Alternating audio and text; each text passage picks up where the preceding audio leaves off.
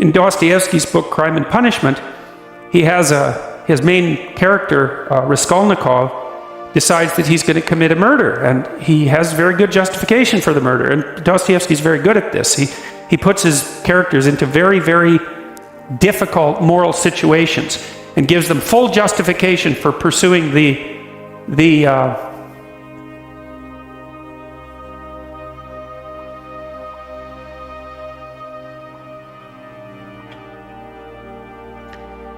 pursuing the pathway that they're pursuing. And so Raskolnikov, he's broke and starving. He wants to go to law school. His sister's about to prostitute herself, roughly speaking, by marrying a guy that hates her, that she hates, and he has contempt for her, at least acts in that manner.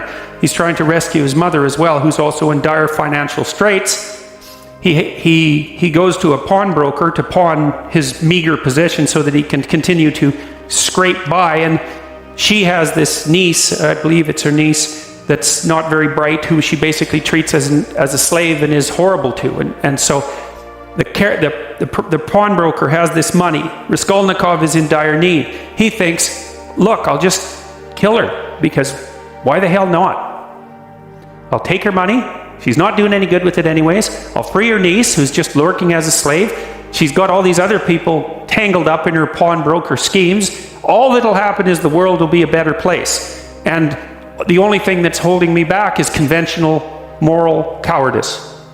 And, Dostoevsky has his character in Crime and Punishment go through days, hours and days and weeks of intense imagination about this, rationalization about this, trying to justify himself, placing himself outside the law so that he can perpetrate this act, and telling himself with all the best nihilistic arguments that the only possible thing that could be holding him back is an arbitrary sense of indoctrinated morality.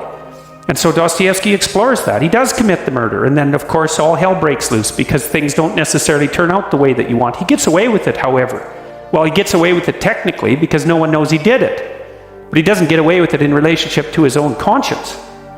And so the rest of the book explores that. Well, Dostoevsky, I believe it was in Crime and Punishment, although he makes the same point in many of his books, he makes a very fundamental point. And this is the kind of point that I think that people who haven't investigated these matters down this particular literary and philosophical pathway never grapple with. Dostoevsky said straightforwardly, if there's no God, so if there's no higher value, let's say, if there's no transcendent value, then you can do whatever you want.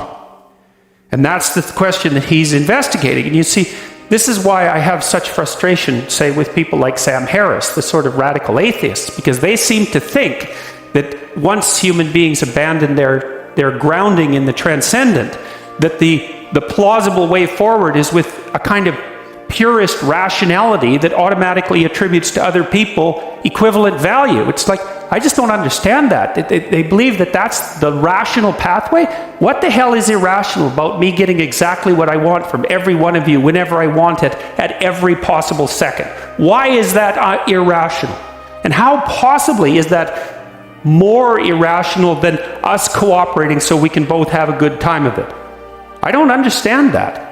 I mean, it's as if the psychopathic tendency is irrational.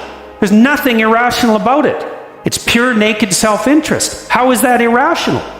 I don't understand that. Where's the pathway from rationality to an egalitarian virtue? Why the hell not every man for himself and the devil take the hindmost? It's a perfectly coherent philosophy. And it's actually one that you can institute in the world with a fair bit of material success if you want to do it.